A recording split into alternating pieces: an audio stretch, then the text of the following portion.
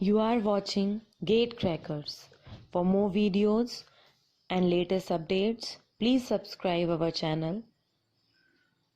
नमस्कार दोस्तों, मैं साहब सिंह यादव स्वागत करता हूं आप लोगों का। दोस्तों हम फ्रीक्वेंसी मॉड्यूलेशन देख रहे थे और फ्रीक्वेंसी मॉड्यूलेशन में हमने फ्रीक्वेंसी मॉड्यूलेशन की मॉड्यूलेटेड वेव फॉर्म की इक्वेशन डिराइव कर ली थी, जो कि ये हमारे पास लिखी हुई है। मॉड्यूलेटेड वेव फॉर्म की इक्वेशन ये हमने डिराइव कर ली थी प्रीवियस वीडियो में। साथ ही साथ हमने ये भी देखा था कि फ्रीक्वेंसी मॉड्यूलेशन में फ्रीक्वेंसी डेविएशन कितना आता है। वहाँ पे हमने चेक किया था कि फ्रीक्वेंसी डेविएशन की value del omega is equal to आई थी KF/AM, लेकिन हमने प्रीवियस वीडियो में भी समझाया था, अभी फिर से समझा रहे हैं कि ये डेल ओमेगा के फॉर्म में तभी होगी जब KF की वैल्यू होगी रेडियन पर सेकेंड पर वोल्ट। क्यों? ये सिंपल सा लॉजिक है कि AM क्या है, एम्पलीट्यूड, जो कि वोल्ट में होगा। तो जब एम्पलीट्यूड का मल्टीप्लाई करेंगे इसमें KF में, तो वोल्ट से वोल्ट कैंसिल हो जाएगा। तो रेडियन पर सेकंड किसकी यूनिट होती है? ओमेगा की, इसलिए हम लिखेंगे डेल ओमेगा। अब मान लीजिए कि KF तो है हमारा रेडियन पर सेकंड में ही और हमें निकालना है डेल F। तो सिंपल सा कॉन्सेप्ट है कि जब रेडियन पर सेकंड में KF है तो पहले तो हमारा डेल ओमेगा निकल ही आएगा इस फॉर्मूले से, और उसके बाद हमें del omega is equal to रख देना है 2 पाई डेल F। तो डेल F यानी कि फ्रीक्वेंसी डेविएशन हमारा हर्ट्ज या किलो हर्ट्ज में आ जाएगा, तो 2 पाई नीचे डिवाइड हो जाएगा। ऐसा तभी करना है जब ये रेडियन पर सेकंड में हो। ध्यान रखना, अपने दिमाग में बिठा लो कि अगर KF रेडियन पर सेकंड में है तो डायरेक्टली फॉर्मूले से पहले हमें डेल ओमेगा निकालना है और डेल ओमेगा की जगह 2 पाई डेल F रख के 2 पाई का इधर डिवाइड कर देना है। तो डेल F यानी कि फ्रीक्वेंसी डेविएशन हमें हर्ट्ज या किलो हर्ट्ज में आ जाएगा। अगेन याद रखना है, ये जो दो फॉर्मूलेज हैं, ये दोनों ही फॉर्मूलाज जो हैं वो साइनसॉइडल मैसेज सिग्नल के लिए है। अगर साइनसॉइडल के अलावा कोई और मैसेज सिग्नल होगा तो उस केस में हमने बताया था कि फ्रीक्वेंसी डेविएशन जो होगा वो होगा KF/XT की मैक्सिमम वैल्यू। अब KF/XT की जो मैक्सिमम वैल्यू है वो डेल F के इक्वल होगी या डेल ओमेगा के इक्वल होगी? ये सिंपल सा कॉन्सेप्ट है। अगर ये रेडियन पर सेकंड में है तो कंफर्म ये डेल ओमेगा के इक्वल होगी, और अगर KF जो है वो हर्ट्ज पर वोल्ट, ये अगर रेडियन पर सेकंड पर वोल्ट में है तो डेल ओमेगा के इक्वल होगी ये वैल्यू, और अगर हर्ट्ज पर वोल्ट है तो सिंपल सी बात है कि हर्ट्ज पर वोल्ट में जब वोल्ट का मल्टीप्लाई होगा तो बचेगा क्या? हर्ट्ज, यानी कि डेल F। अब हर्ट्ज का ये मतलब नहीं है हर्ट्ज ही हो, किलो हर्ट्ज हो सकता है, मेगा हर्ट्ज हो सकता है। तो हर्ट्ज पर वोल्ट मतलब फ्रीक्वेंसी पर वोल्ट में अगर ये है हर्ट्ज पर वोल्ट में है तो समझ लो आपको पहले क्या मिलेगा? डेल F मिलेगा। अब हमें क्या चाहिए? डेल ओमेगा चाहिए। तो हमें पता है कि del omega is equal to 2 pi del F, तो del F is equal to del omega upon 2 pi. तो यहाँ अपॉन 2 पाई आएगा, वो 2 पाई का यहाँ मल्टीप्लाई कर दीजिए। तो अब हमें डेल ओमेगा यानी कि रेडियन पर सेकेंड में भी फ्रीक्वेंसी डेविएशन मिल जाएगा। हालांकि ये प्रीवियस वीडियो में हम समझा चुके थे, इसमें भी बता दिया। आगे वाले वीडियो में हम न्यूमेरिकल में भी एक बार और बताएंगे तो अच्छे से क्लियर हो जाएगा। फेज डेविएशन या मॉड्यूलेशन इंडेक्स दोनों एक ही चीज होती हैं। ये भी दो तरीके से निकाली जा सकती हैं कि हमने यहाँ पे बताया था कि अगर KF अगेन किस में हो? रेडियन पर सेकंड वोल्ट में, रेडियन पर सेकंड पर वोल्ट में। तो सिंपल सी बात है कि KF/AM जो है वो वोल्ट से वोल्ट क्लियर कैंसिल हो जाएगा, तो बचेगा रेडियन पर सेकंड ऊपर, तो नीचे भी क्या होना चाहिए? रेडियन पर सेकंड ही होना चाहिए, यानी कि KF/AM अपॉन ओमेगा M होना चाहिए मॉड्यूलेशन इंडेक्स। बहुत आसान है, याद रखना, कोई रटने की जरूरत नहीं है। सिमिलरली अगर हमें इसको FM के फॉर्म में कन्वर्ट करना है तो ओमेगा M की जगह क्या रख दीजिए? 2 पाई FM। तो FM के फॉर्म में कन्वर्ट हो जाएगा। मतलब अगर हमारी मैसेज सिग्नल की बैंडविड्थ जो है वो किस फॉर्म में गिवन है? हर्ट्ज या किलो हर्ट्ज में गिवन है। भैया नहीं गिवन है रेडियन पर सेकंड में, तो ओमेगा की जगह 2 पाई F रख लीजिए। या फिर हम ये भी बोल सकते हैं कि ये जो KF/AM था, ये KF/AM ही हमारा क्या था? डेल ओमेगा, यानी कि फ्रीक्वेंसी डेविएशन, तो ये डेल ओमेगा हो जाएगा। और नीचे वाला जो है वो ओमेगा M है। ओमेगा M क्या है? मैसेज सिग्नल की बैंडविड्थ। तो del omega upon omega M भी हम लिख सकते हैं। Modulation index is equal to frequency deviation upon message signal की बैंडविड्थ। ध्यान रखना ये तभी है जब साइनसॉइडल मैसेज सिग्नल हो। अब यहाँ डेल ओमेगा की जगह 2 पाई डेल F, यहाँ ओमेगा M की जगह 2 पाई FM, तो 2 पाई से 2 पाई कैंसिल हो जाएगा, तो डेल F अपॉन FM भी लिख सकते हैं। लेकिन ये सारे फॉर्मूले सिर्फ तब हैं जब हम साइनोसॉइडल मैसेज सिग्नल सेंड कर रहा हूं, ट्रांसमिट कर रहा हूं। अदरवाइज हमें पता है, हमने प्रीवियस वीडियो में प्रूव किया था कि KF integration of message signal की जो मैक्सिमम वैल्यू होगी वो होगा हमारा मॉड्यूलेशन इंडेक्स। ये चीज हमें ध्यान रखना है कि इसके इंटीग्रेशन की जो मैक्सिमम वैल्यू आएगी वही होगा हमारा मॉड्यूलेशन इंडेक्स। अगर केएफ हो गया हर्ट्ज पर वोल्ट तो नॉर्मल सी बात है, हमें फाइनली मॉड्यूलेशन इंडेक्स को यूनिटलेस बनाना है। तो केएफ है हर्ट्ज पर वोल्ट, तो पहले तो इसमें वोल्ट यानी कि मैसेज सिग्नल का एम्पलीट्यूड मल्टीप्लाई होगा, साइनोसॉइडल वाला फॉर्मूला बता रहे हैं, तो वोल्ट से वोल्ट कैंसिल हो गया। अब ऊपर बचा हर्ट्ज, तो नीचे भी क्या करना पड़ेगा, हर्ट्ज का डिवाइड यानी कि एफएम का डिवाइड करना पड़ेगा। तो केएफ एम अपॉन एफएम का क्या हो जाएगा मॉड्यूलेशन इंडेक्स, कब, जब ये हर्ट्ज पर वोल्ट में होगा। अब मान लीजिए इसी को हमें ओमेगा एम में कन्वर्ट करना है, तो ओमेगा इज इक्वल टू होता है 2 पाई एफ, तो एफ इज इक्वल टू हो जाएगा ओमेगा अपॉन 2 पाई, तो एफ की जगह ओमेगा अपॉन 2 पाई रखेंगे तो 2 पाई ऊपर चला जाएगा। अगेन ये दोनों फॉर्मूले वही के वही हैं कि ये हमारा के एफ ए एम जो है वो कितना है, डेल एफ है, और एफ एम तो del F upon F M, और अगेन यहाँ पे डेल एफ की जगह del omega upon 2 pi, F M की जगह ओमेगा एम अपॉन 2 पाई, तो 2 पाई से 2 पाई कैंसिल, तो del omega upon omega M.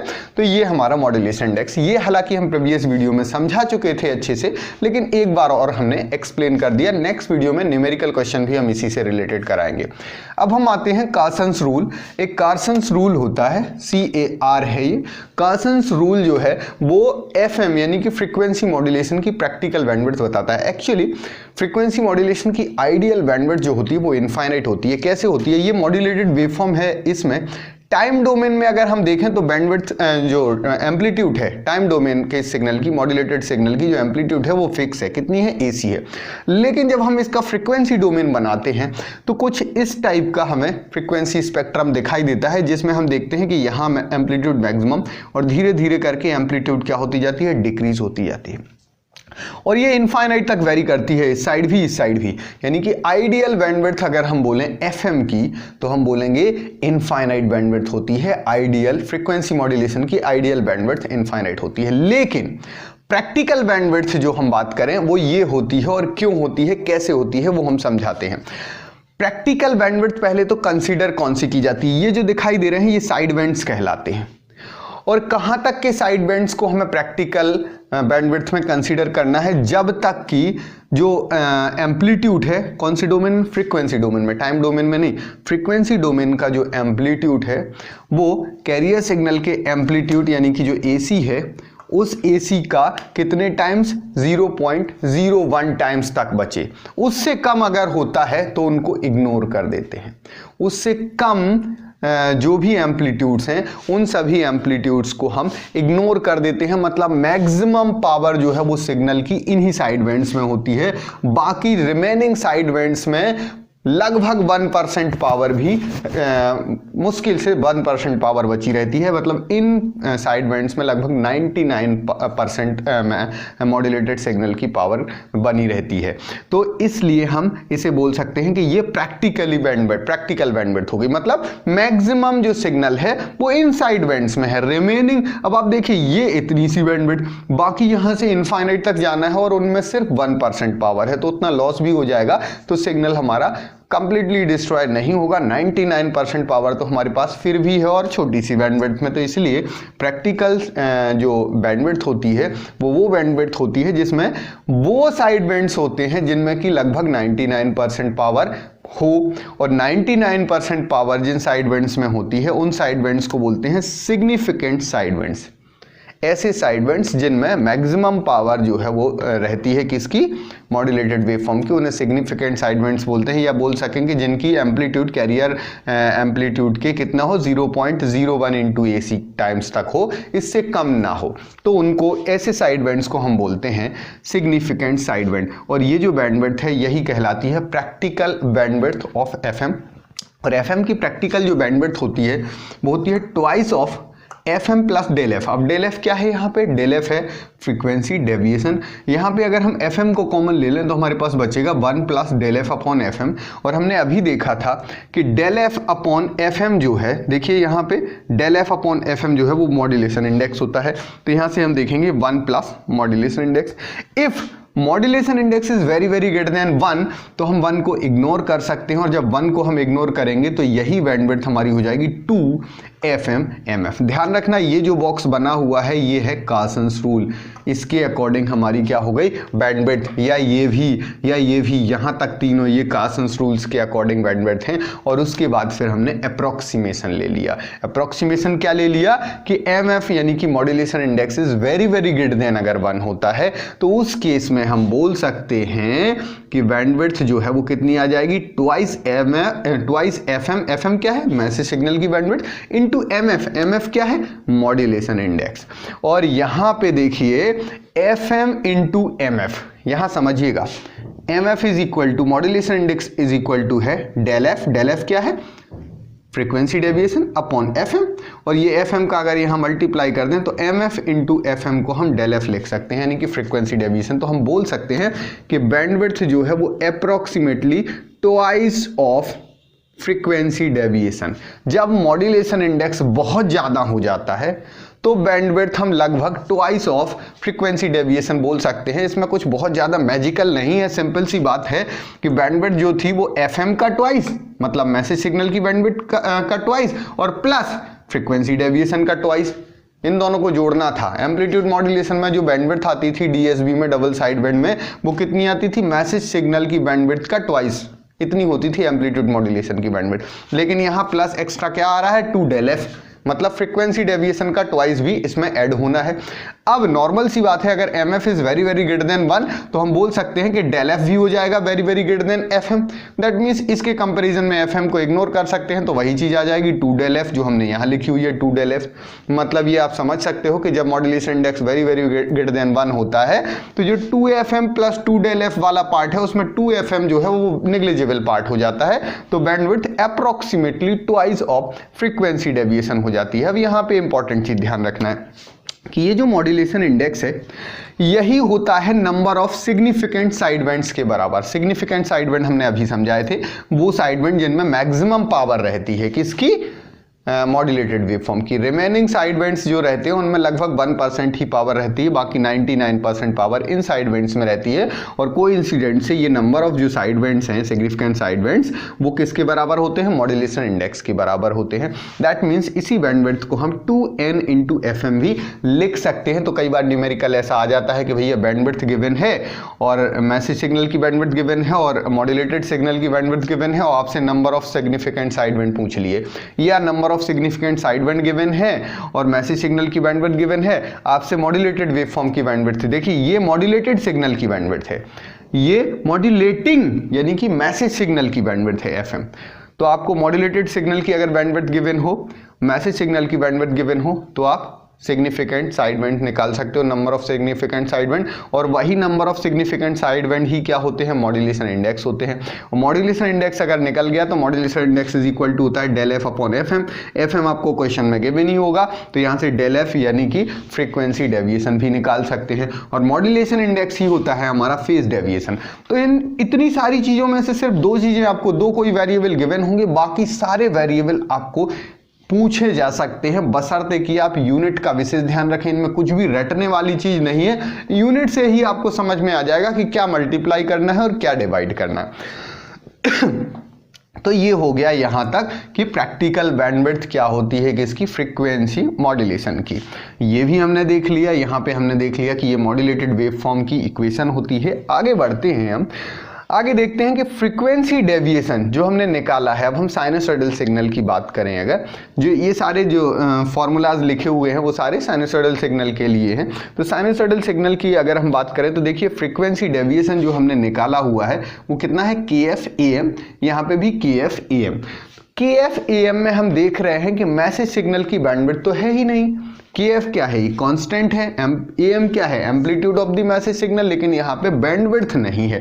That means कि फ्रीक्वेंसी डेविएशन जो है वो मैसेज सिग्नल की बैंडविड्थ पे डिपेंड नहीं करता है, इसीलिए लिखा हुआ रिमेन्स कांस्टेंट विद FM। मतलब मैसेज सिग्नल की बैंडविड्थ बढ़ाने या घटाने से फ्रीक्वेंसी डेविएशन पे कोई फर्क नहीं पड़ता है। किसके फ्रीक्वेंसी डेविएशन के, FM के। फ्रीक्वेंसी मॉड्यूलेशन में फ्रीक्वेंसी डेविएशन पर मैसेज सिग्नल की बैंडविड्थ का कोई इफेक्ट, कोई फर्क नहीं पड़ता है, कोई इफेक्ट नहीं पड़ता है। लेकिन अगर हम देखें मैसेज सिग्नल की एम्पलीट्यूड, देखिए मैसेज सिग्नल की एम्पलीट्यूड और फ्रीक्वेंसी डेविएशन ये डायरेक्टली प्रोपोर्शनल है, क्योंकि KF क्या है, एक कांस्टेंट है, तो हम बोल सकते हैं कि directly proportional to the amplitude of the message signal. मतलब एम्पलीट्यूड अगर बढ़ाओगे तो फ्रीक्वेंसी डेविएशन बढ़ेगा, और अगर एम्पलीट्यूड कम करोगे तो फ्रीक्वेंसी डेविएशन भी कम होगा। तो यहाँ पे ध्यान रखना है। उसी तरीके से यहाँ भी देख सकते हैं, देखिए बैंडविड्थ जो है वो क्या है, twice FM plus del F. अगर हम फ्रीक्वेंसी बढ़ाते हैं, किसकी फ्रीक्वेंसी बढ़ाते हैं, मैसेज सिग्नल की फ्रीक्वेंसी बढ़ाते हैं, तो देखिए डेल एफ फ्रीक्वेंसी डेविएशन यानी कि डेल एफ पे तो कोई फर्क नहीं पड़ेगा मैसेज सिग्नल की फ्रीक्वेंसी बढ़ाने पे, मतलब ये तो कांस्टेंट रहेगा। लेकिन FM पे फर्क पड़ेगा। FM अगर हम फ्रीक्वेंसी बढ़ाएंगे तो FM नॉर्मल सी बात है, फ्रीक्वेंसी ही तो है, तो बढ़ेगी। दैट मीन्स बैंडविड्थ भी क्या होगी, बढ़ेगी। लेकिन चूंकि हमें पता है del F is very very greater than FM, तो FM में थोड़ा बहुत वेरिएशन होता भी है, तो बैंडविड्थ में बहुत ज़्यादा परिवर्तन नहीं आएगा। मतलब हम बोल सकते हैं कि मैसेज सिग्नल की फ्रीक्वेंसी वेरी करने से FM की बैंडविड्थ पे कोई बहुत ज़्यादा फर्क नहीं पड़ता है, ये चीज ध्यान रखना। लेकिन एम्पलीट्यूड अगर हम वेरी करते हैं किसका, मैसेज सिग्नल का, तो एम्पलीट्यूड वेरी करने से डायरेक्टली देखिए ये क्या है, फ्रीक्वेंसी डेविएशन के डायरेक्टली प्रोपोर्शनल है। That means del F directly vary होगा, और डेल एफ जो है वो बहुत बड़ी वैल्यू है एज कंपेयर टू FM। आप न्यूमेरिकल क्वेश्चंस में हम आपको दिखाएंगे कि मैसेज सिग्नल की बैंडविड्थ के कंपैरिजन में, मैसेज सिग्नल की बैंडविड्थ, ये मॉड्यूलेटेड सिग्नल की बैंडविड्थ है, मैसेज सिग्नल की बैंडविड्थ के कंपैरिजन में फ्रीक्वेंसी डेविएशन की वैल्यू काफ़ी ज़्यादा होती है। तो अगर उसमें वेरिएशन होता है तो बैंडविड्थ में भी, किसमें, मॉड्यूलेटेड सिग्नल की बैंडविड्थ में बहुत ज़्यादा वेरिएशन दिखाई देता है। इसके बाद हम चलते हैं फेज डेविएशन या मॉड्यूलेशन इंडेक्स या नंबर ऑफ सिग्निफिकेंट साइडबैंड, तीनों एक ही चीज़ें हैं, तो इनके भी ये लिखे हुए हैं KF AM अपॉन FM। तो यहाँ क्लियरली दिखाई दे रहा है कि मॉड्यूलेशन इंडेक्स जो है वो मैसेज सिग्नल के एम्पलीट्यूड के डायरेक्टली प्रोपोर्शनल होता है, और मैसेज सिग्नल की बैंडविड्थ के इनवर्सली प्रोपोर्शनल होता है। मैसेज सिग्नल के बैंडविड्थ की, अगेन हम आपको बार बार समझा रहे हैं, FM जो है वो मैसेज सिग्नल की बैंडविड्थ है, जबकि ये जो बैंडविड्थ लिखा हुआ है ये किसकी है, मॉड्यूलेटेड सिग्नल की बैंडविड्थ, मतलब आफ्टर मॉड्यूलेशन जो सिग्नल आ रहा है उसकी बैंडविड्थ लिखी हुई है ये। तो ये सारी चीजें आपको हमेशा याद रखना है, ये न्यूमेरिकल क्वेश्चंस में काफी काम आएंगी आपको। तो यहाँ पे एक इंपॉर्टेंट चीज हमने सीखी है कि फ्रीक्वेंसी मॉड्यूलेशन की जो बैंडविड्थ होती है, देखिए एम्पलीट्यूड मॉड्यूलेशन की बैंडविड्थ होती है सिर्फ 2FM, यहाँ पे 2FM प्लस 2 डेल एफ, और डेल एफ जो है वो FM से भी बहुत ज़्यादा बड़ा है। दैट मीन्स कि फ्रीक्वेंसी मॉड्यूलेशन की जो बैंडविड्थ होगी वो एम्पलीट्यूड मॉड्यूलेशन की बैंडविड्थ के कंपैरिजन में बहुत ज़्यादा होती है। ये सबसे बड़ा डिसएडवांटेज है किसका, फ्रीक्वेंसी मॉड्यूलेशन का सबसे बड़ा डिसएडवांटेज यही है कि इसमें बहुत ज़्यादा बैंडविड्थ रिक्वायर्ड होती है, सिग्नल को ट्रांसमिट करने के लिए बहुत ज़्यादा बैंडविड्थ रिक्वायर्ड होती है। और वो हमने फ्रीक्वेंसी मॉड्यूलेशन के फर्स्ट वीडियो में आपको बताया था कि AM के एक चैनल की जो बैंडविड्थ होती है वो लगभग 10 किलोहर्ट्ज होती है, जबकि FM के एक चैनल की जो बैंडविड्थ होती है वो लगभग 200 किलोहर्ट्ज होती है। मतलब लगभग 20 टाइम्स बैंडविड्थ रिक्वायर्ड होती है, किसमें, FM में 20 टाइम बैंडविड्थ रिक्वायर्ड होती है एज कंपेयर टू AM। मतलब एम्पलीट्यूड मॉड्यूलेशन से जब हम सिग्नल को ट्रांसमिट करते हैं तो एक चैनल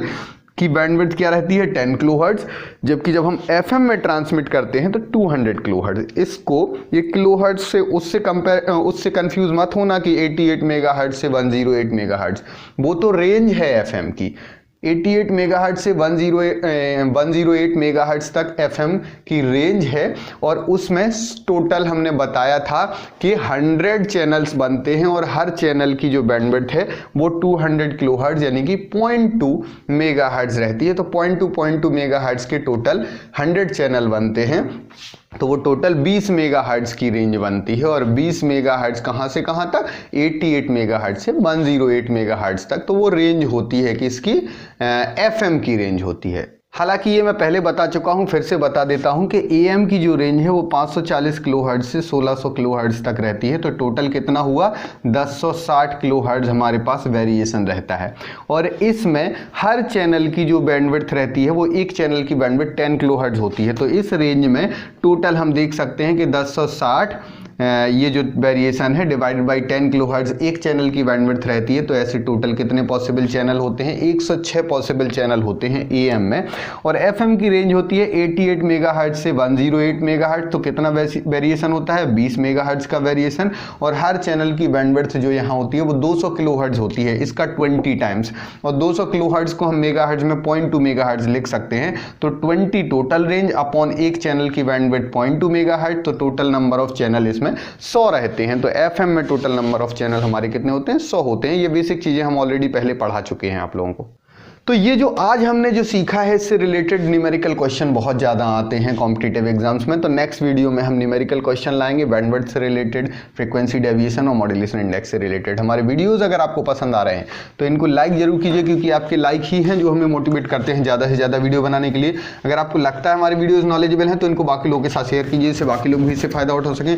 कभी भी रैंडम वीडियो मत देखिए, क्योंकि हर वीडियो में पुराने वीडियो के लॉजिक रहते हैं। ऑर्डर में वीडियो देखने के लिए सब्जेक्ट वाइज वीडियोज़ की प्लेलिस्ट की लिंक हर वीडियो के नीचे डिस्क्रिप्शन में लिखी रहती है। टॉपिक बाय वीडियोस की प्लेलिस्ट की लिंक अगर आपको चाहिए तो गेट का यूट्यूब चैनल पर विजिट कीजिए। अगर आपने अभी तक हमारे चैनल को सब्सक्राइब नहीं किया है तो चैनल को सब्सक्राइब करके बेल आइकन प्रेस कर दीजिए, जिससे आप लोगों तक लेटेस्ट अपडेट नोटिफिकेशन पहुंचते रहें। Thank you so much.